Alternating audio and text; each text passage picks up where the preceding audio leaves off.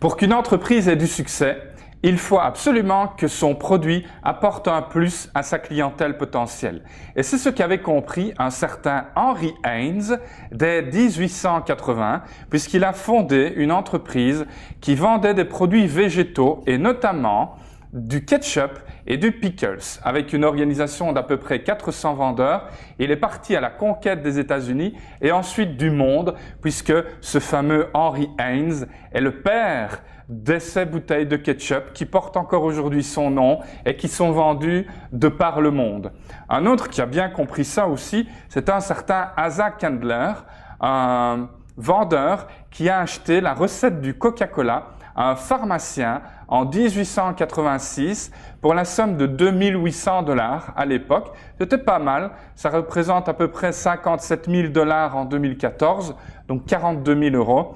Et la société Coca-Cola a été fondée à partir de ce moment-là, puisque le Coca-Cola était un sirop qu'on ajoutait dans la boisson et dans l'eau en l'occurrence.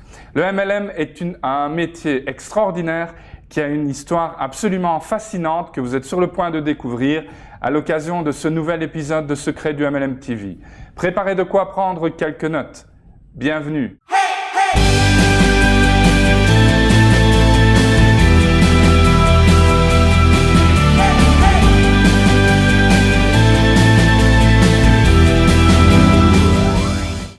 Hello, c'est Jean-Phi, bienvenue à votre nouvel épisode de Secrets du MLM TV, un épisode que je vous annonce comme étant absolument passionnant et fascinant puisque l'on va parler de l'histoire de notre profession. Le MLM, le marketing relationnel, a lui aussi son histoire. Alors une fois n'est pas coutume, je suis armé de 2 pages de notes parce qu'il y a beaucoup de dates, beaucoup d'informations, beaucoup de noms à divulguer. Alors soyez très attentifs parce que ça va vraiment aller très très vite.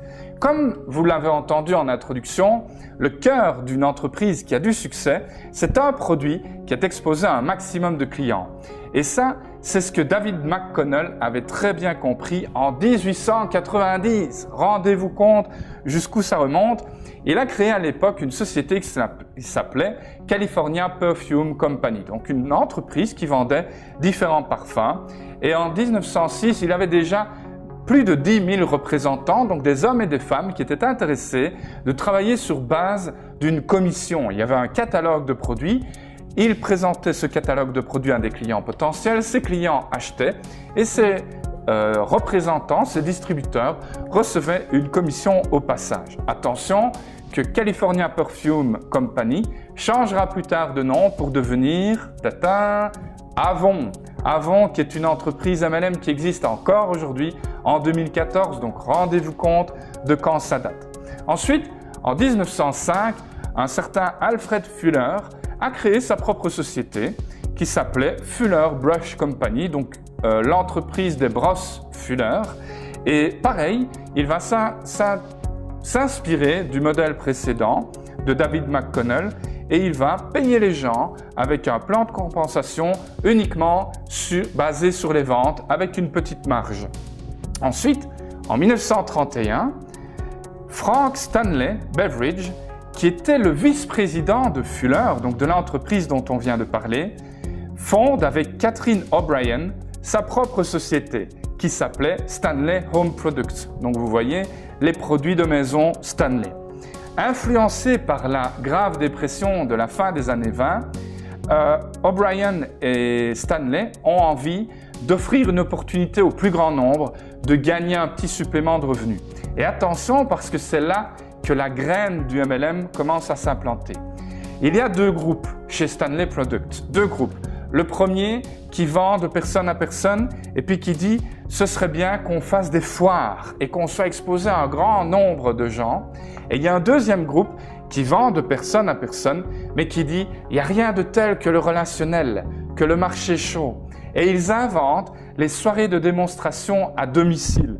Nous sommes donc en 1931 et les soirées démo où l'hôtesse ou les hôtes font venir leurs amis à la maison pour passer une soirée agréable. Ce concept est créé en 1931, il y a donc 83 ans. 83 ans que ça existe. Et alors, Stanley Brush devient vraiment le terreau, de toute une série de leaders qui vont avoir une influence colossale sur le métier, la profession du MLM. Notamment Mary Kay, qui fondera plus tard sa propre société qui porte son nom, a travaillé pour Stanley Brush. Et également Brownie Wise, qui fondera plus tard Tupperware.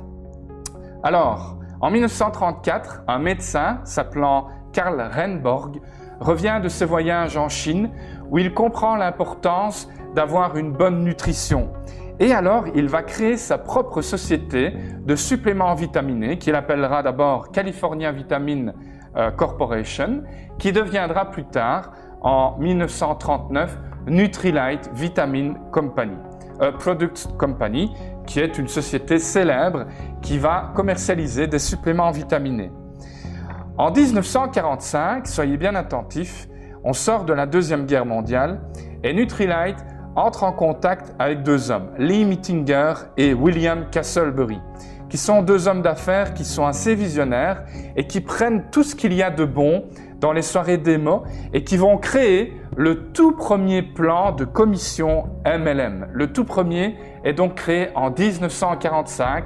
Rendez-vous compte, en 2015, cela fera donc 60 ans que le premier plan de carrière et de commissionnement MLM à plusieurs niveaux a été créé. Alors attention, le système était très simple. Tout est basé sur l'acquisition client. Donc la condition chez Nutrilite pour pouvoir créer sa propre équipe, c'était d'abord de faire 25 clients personnels. Ensuite, on devenait alors partenaire direct avec la possibilité de créer une équipe, de former ces gens et de recevoir 2% du volume de la vente de l'équipe. Et évidemment, chaque membre de l'équipe pouvait, s'il le souhaitait, devenir partenaire direct. Et c'est parce qu'il y en a qui sont devenus à leur tour partenaires directs dans l'équipe d'un partenaire direct qu'il a fallu créer d'autres positions pour que chacun soit récompensé. En 1945 encore, Earl Tupper va créer une série de produits en plastique, un plastique flexible où on peut mettre un couvercle pour conserver les aliments. Ça vous dit quelque chose, évidemment, puisque Tupper va s'associer avec le fameux Brownie Wise dont nous avions parlé tout à l'heure et créer les soirées démo Tupperware, qui existent encore aujourd'hui et qui sont opérationnelles dans plus de 40 pays. Rendez-vous compte. En 1949, on avance un petit peu, deux hommes, De Vos et Van Adel, qui étaient des copains d'école et des partenaires en affaires, rentrent du service militaire, cherchent une opportunité et deviennent distributeurs pour Nutrilite, eux aussi. Dès 1950, ils s'inscrivent, ils ont beaucoup de succès et ils quittent Nutrilite en 1959 et ils vont créer ensemble une société qu'ils vont appeler Amway Corporation. Amway qui signifie American Way, à l'américaine, le fameux rêve américain, qui donc est le cœur d'Amway, qui plus tard, en 1972, va prendre des parts majoritaires dans Nutrilite et en 1984, prendre le contrôle total de Nutrilite. Donc rendez-vous compte, ces deux gaillards, De Vos et Van Adel, qui étaient au préalable des distributeurs formés chez Nutrilite, quelques temps plus tard, rachètent totalement Nutrilite, qui est repris sous le contrôle de Amway. Alors, en 1958, on a un docteur, le docteur Shaklee, qui développe une nouvelle méthode pour extraire les minéraux des végétaux et on va voir que ça aura une influence plus tard. En 1963, la fameuse Mary Kay dont nous avions parlé tout à l'heure fonde sa propre société. Il n'y a pas si longtemps, cette société flirtait avec les 8 milliards de dollars. Et alors attention, en 1975, catastrophe, la Commission du commerce fédéral américain poursuit Amway pour vente pyramidale. Alors nous parlerons des systèmes pyramidaux plus tard, mais en 1979, finalement, la Cour des États-Unis accepte de considérer que non, le système Amway et donc le MLM n'est pas pyramidal et que c'est un système de commercialisation tout à fait légitime et légal. En 1980, Mark Hughes crée la société Herbalife, lui aussi assez influencé par ses voyages en Asie et par le surpoids de sa grand-mère, il va créer une société qui va distribuer des produits vitaminés et devenir une des plus importantes sociétés de MLM au monde. Il meurt accidentellement en 1944, en l'an 2000, à l'âge de 44 ans, et il est remplacé à la tête de Herbalife par Michael Johnson, qui était très connu à l'époque puisque c'était le PDG de Walt Disney International, donc excusez du peu. Et Michael Johnson va attirer chez Herbalife Luis Iñárritu, qui est prix Nobel de médecine et de métabiologie en 1998.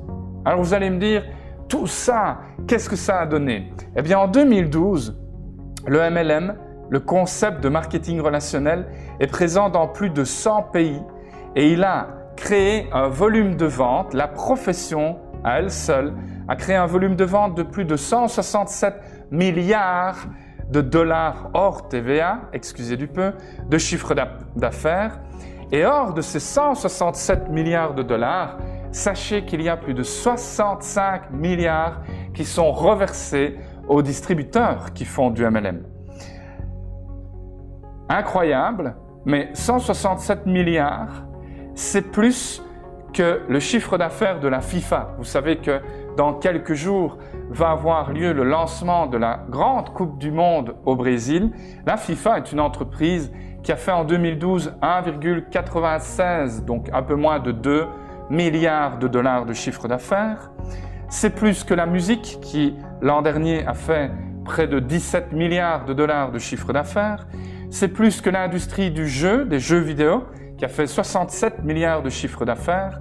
Et c'est plus que l'industrie cinématographique, qui a fait 80 milliards de chiffre d'affaires. Et en fait, le marketing relationnel, notre profession, avec ses 167 milliards de dollars de chiffre d'affaires, c'est plus que la FIFA, les jeux vidéo, l'industrie musicale et l'industrie cinématographique, combinées.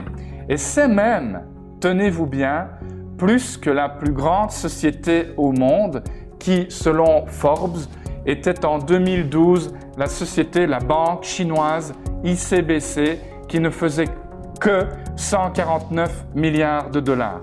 Alors, quelques autres petites statistiques au niveau de notre belle profession.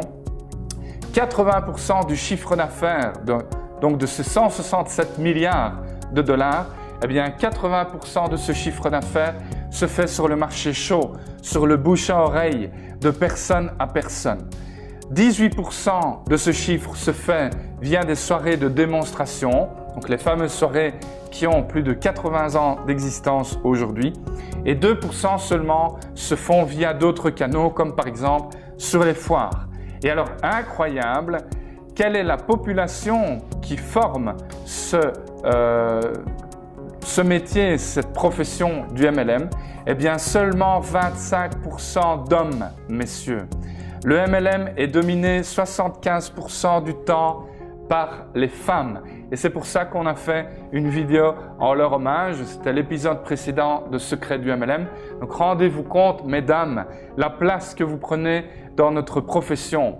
Et messieurs, il ne tient qu'à nous d'équilibrer les débats parce qu'il n'y a pas 75% de femmes sur Terre, c'est à peu près 50-50 et donc nous avons encore beaucoup de travail devant nous. En ce qui concerne de toute façon l'opportunité en elle-même, vous vous rendez compte, avec son historique, avec ses résultats et avec ses performances aux quatre coins de la planète, le MLM est vraiment une profession extraordinaire qui d'ailleurs a fait une jolie croissance globale, mondiale, de plus de 6% l'an passé. Donc malgré la crise, notre secteur se porte à merveille. Voilà, c'était un petit peu plus long que d'habitude, mais j'espère que vous avez apprécié tous les détails, toutes les infos. Voici donc une vidéo intéressante à partager avec tous les membres de votre équipe ou avec tous les gens qui vous disent le MLM ça ne marche pas, le MLM c'est illégal. Voilà toute notre histoire résumée en quelques minutes. Merci beaucoup pour votre attention. Je vous dis à très bientôt. Je vous embrasse.